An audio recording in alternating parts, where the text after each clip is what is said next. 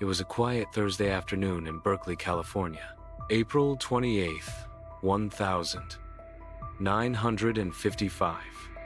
14-year-old Stephanie Bryan left school, just like she always did, but she never made it home.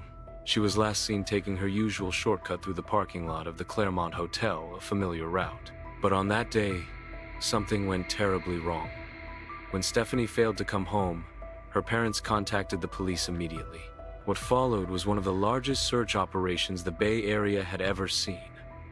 Bloodhounds, volunteers, police officers, all scouring hills, streets, and neighborhoods. For weeks, there was no sign of Stephanie, no clues, no answers, until a single schoolbook was found, discarded in a field. It was the first and only trace until 3 months later, when everything changed. On July 15th, a woman named Burton Abbott made a chilling discovery in her basement.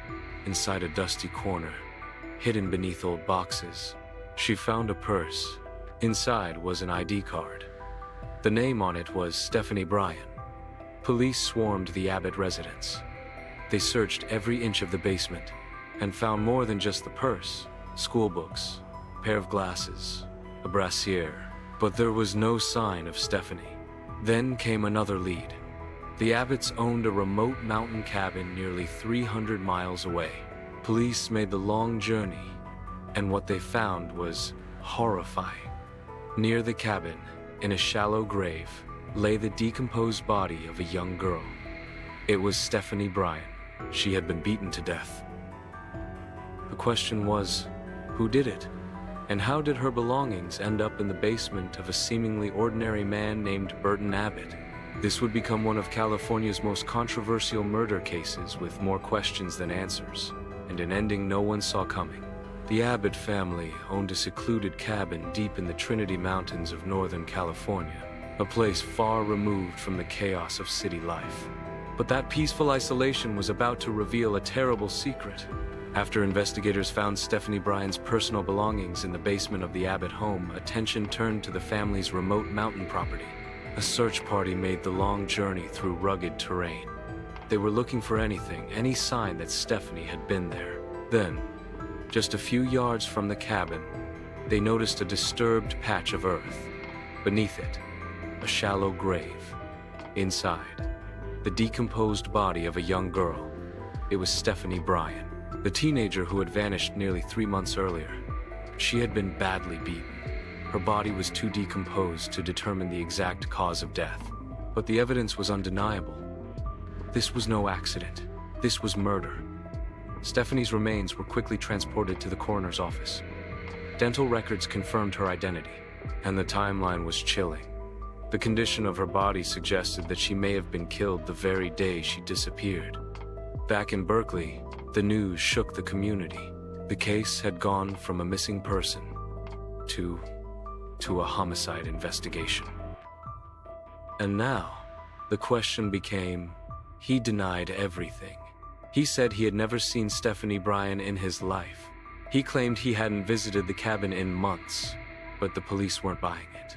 Burton Abbott was officially charged with murder, and what followed would be one of the most controversial trials in California history. A case built on circumstantial evidence, shocking testimony, and a race against time. In the fall of 1955, the trial of Burton W. Abbott began. A quiet, soft-spoken accounting student now stood accused of one of the most horrifying crimes in California's history. He was charged with kidnapping, raping, and murdering 14-year-old Stephanie Bryan. But there was one major problem for the prosecution. There were no witnesses, no confession, no direct evidence linking Abbott to the crime. What they did have was a mountain of circumstantial evidence. Stephanie's schoolbooks, eyeglasses, and underwear were found in the basement of his home. Her body was discovered near his family's cabin, buried in a shallow grave. And Burton Abbott? He claimed he had no idea how any of it got there. He said his mother may have planted the items. He said he hadn't been to the cabin in weeks. He insisted he was innocent, but the jury wasn't convinced. The prosecution argued, The location of the body was too specific to be coincidence. The personal belongings in the basement were never seen before by the family. Abbott had motive and opportunity. The defense countered. There were no fingerprints, no blood, no eyewitnesses.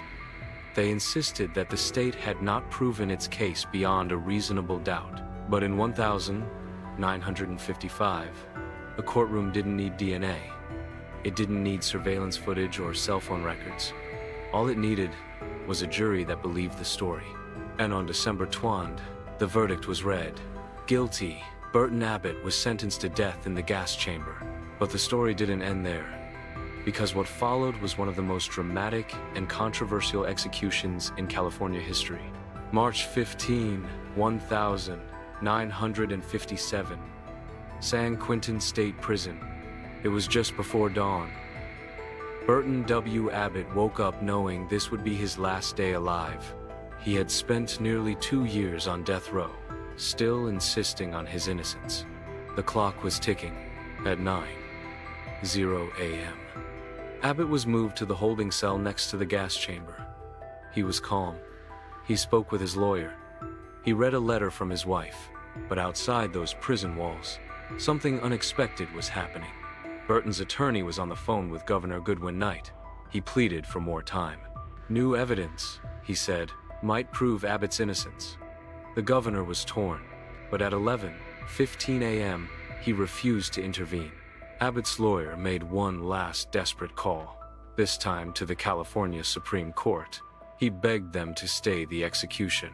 And just when all hope seemed lost, the court agreed. A temporary stay of execution was issued. The message was urgent. It had to reach the prison immediately. The call came in, but it was too late. Burton Abbott had already been strapped into the metal chair. The cyanide pellets had been dropped. 11:18 a.m.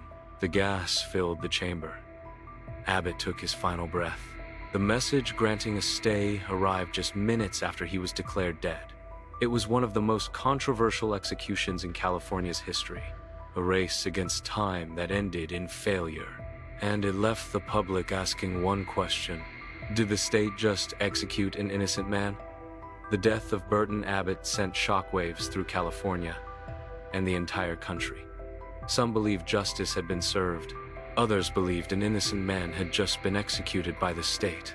Public reaction was immediate and divided. To some, the evidence, though circumstantial, was enough. A young girl was dead. Her belongings were found in Abbott's home, her body at his family cabin. But to others, the story didn't add up. The most vocal skeptic was Elsie Abbott, Burton's mother. She spent the rest of her life trying to clear her son's name. She appeared on television, spoke to journalists, and even suggested a shocking theory that it was she, not her son, who might have accidentally brought Stephanie's belongings into their home without realizing it. Her claims were dismissed by prosecutors. Many saw her as a desperate mother in denial. Others saw something else, a woman fighting against a system that may have rushed to judgment. There were no fingerprints, no DNA, no eyewitnesses, no direct connection between Abbott and Stephanie Bryan aside from the location of her body and her belongings. And yet, he was executed. Today, many legal experts point to the Abbott case as a tragic reminder of the limits of circumstantial evidence. It became a landmark case in the ongoing debate over capital punishment in America. Burton Abbott went to the gas chamber insisting he was innocent. He never confessed. He never changed his story. And he died before a court could hear one final appeal that might have saved him. So we're left asking, was justice truly served? Or did the state kill a man based not on what could be proven, but on what people believed? Thank you for watching. Let us know what you think in the comments. Was Burton Abbott guilty or innocent?